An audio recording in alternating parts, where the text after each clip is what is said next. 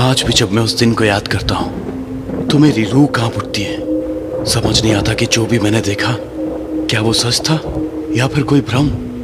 क्या आप भूत प्रेत पर विश्वास रखते हैं? अगर 10 साल पहले यही सवाल आप मुझसे करते तो मेरा जवाब ना होता। मगर उस रात मैं अपने एक दोस्त की शादी को अटेंड करने गांव जा रहा था। बस कंडक्टर को जब मैंने गांव का नाम बताया वो थोड़ा चौंक सा गया और मेरी तरफ अजीब नजरों से देखने लगा। उसने मुझसे कहा कि यह गाड़ी उस रास्ते नहीं जाती क्योंकि बारिश की वजह से वो रास्ता बंद हो चुका है और अगले स्टॉप पर उतर के मुझे पैदल जाना पड़ेगा। मेरे पास और कोई रास्ता नहीं था, सो मैंने टिकट ले लिया। रास्ता बड़ा ही लंबा था, सो मैं थोड़ी देर के लिए सो गया।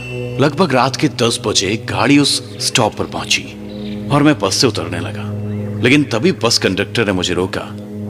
वो मुझे वहां पर ना उतरने की विनती करने लगा। उसके कहे अनुसार वो रास्ता बड़ा ही निर्जन था, लेकिन पहले ही मुझे बहुत देर हो चुकी थी, इसलिए कंडक्टर को धन्यवाद देते हुए मैं बस से नीचे उतर गया। मैंने मुड़कर देखा तो कंडक्टर अभी भी मेरी तरफ देख रहा था, मानो जैसे उसे मेरी बड़ी चिंता हो रही थी। बस निकल गई और उस सुनसान रास्ते में अकेला रह गया मैं। बस के जाने के बाद वो रास्ता और भी सुनसान लगने लगा। अंधेरा काफी घना था और मेरे पास टॉर्च भी नहीं थी, सो मैंने अपने मोबाइल की लाइट ऑन की और जंगल के रास्ते की ओर बढ़ गया। मैं थोड़ी दूर चला था कि अचानक बारिश शुरू हो गई। मैंने अपना छाता निकाला और मोबाइल की धुंधली सी रोशनी में आगे बढ़ने लगा, लेकिन अचानक मेरे मोबाइल की टॉर्च बंद होने लगी। मेरा मोबाइल स्विच ऑफ हो गया। रह रहकर मुझे कंडक्टर की बातें याद आ रही थी। मैं अपने आप को कोसने लगा, काश मैंने उसकी बात मान ली होती, लेकिन अब मेरे पास कोई चारा नहीं था। मैंने हिम्मत बांधी और आगे बढ़ने लगा। तभी किसी लड़की की आवाज मेरे कानों पर आई। क्या आप गांव की तरफ जा रहे हैं? वो लड़की बहुत ही सुंदर थी। उसके बाजू में एक बूढ़ा सा आदमी हाथ में लालटेन लिए हुए खड़ा था। मैंने उसकी आंखों में देखा और मैं एकदम सहम सा गया। उसकी आंखें मुझे बड़ी अजीब ढंग से घूर रही थी। चलो बाबूजी, साथ में चलते हैं। बिना कुछ कहे मैं उनके साथ चलने लगा। मुझे एक बात बड़ी अजीब लगी। इतनी बारिश हो रही थी लेकिन उनके पास छाता नहीं था। उस बूढ़े आदमी ने अपने पूरे बदन पर एक कंबल लपेट लिया था और वो लड़की तो बारिश में पूरी भीग चुकी थी। मैंने उसकी तरफ देखा। सच में वो बहुत ही सुंदर थी। जी आप चाहे तो मेरा छाता ले लीजिए।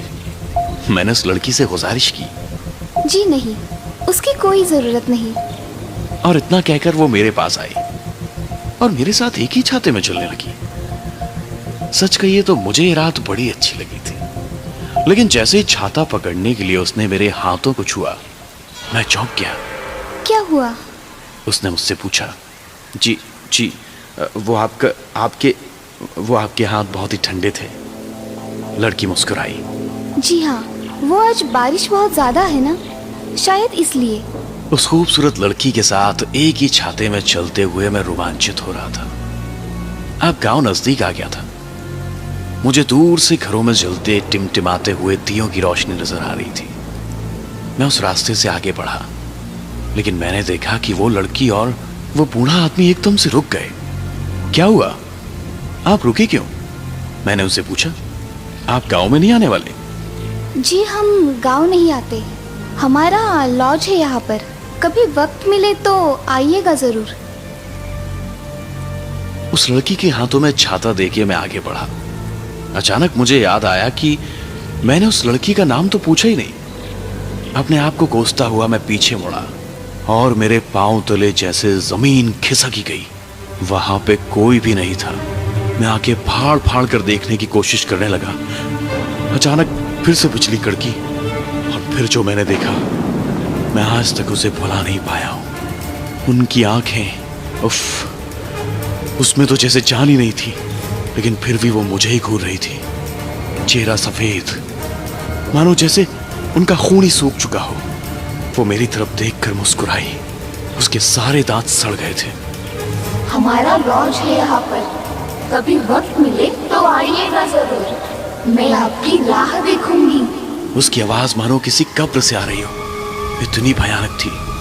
मेरे हाथ पांव कांपने लगे। मुझे उस कंडक्टर की बताई हुई बात याद आ गई। उसने मुझसे कहा था कि रास्ते में अगर कोई पुकारे तो रुकिएगा मत।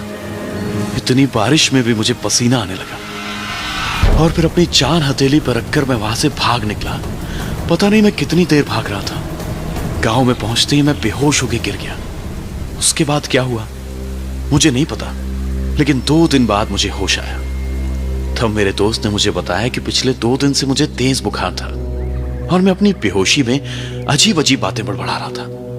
मैंने अपने दोस्त को उस रात क्या हुआ वो सब बात बताई, जिसे सुनकर मेरा दोस्त भी घबरा गया। उसने मुझसे उस गांव में घटी हुई एक हकीकत बताई, जिसे सुनकर मेरे रोंगटे खड़े हो गए। वो कहानी कुछ इस प्रकार थी। उसी गांव में एक लॉज था, जिसे एक बूढ़ा आदमी और उसकी नातिन दोनों मिलकर चलाया करते थे। कुछ साल पहले शहर से कोई लड़का उन दोनों के लॉज पर रहने के लिए आया था। वो दोनों एक दूसरे से प्यार करने लगे।